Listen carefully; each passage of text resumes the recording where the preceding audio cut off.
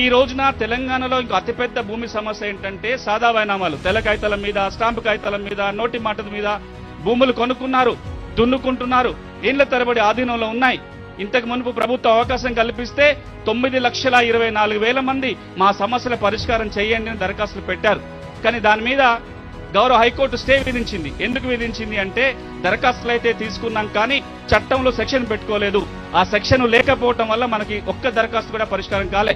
గౌరవ మంత్రి గారి చొరవ వల్ల, గౌరవ ముఖ్యమంత్రి గారి చొరవ వల్ల సాదా బైనామాల దరఖాస్తులన్నీ పరిష్కరించడానికి ఈ చట్టం మార్గం చూపిస్తుంది. ఈ చట్టం ఏమంటుందంటే ఇప్పుడు ఈ చట్టం వచ్చిన వెంటనే గౌరవ హైకోర్టులో ఆ స్టే వెకేట్ చేపించి అది ఎప్పుడు వెకేట్ కాగానే ఆర్డీఓలకు అధికారం వస్తుంది. 9,24,000 పెండింగ్ సాదా బైనామా దరఖాస్తులను పరిశీలించి అర్హత ఉన్న అందరికీ కూడా భూభారతి చట్టం కింద పట్టాలు రాబోతున్నాయి. ఇది ఒక గొప్ప విజయం.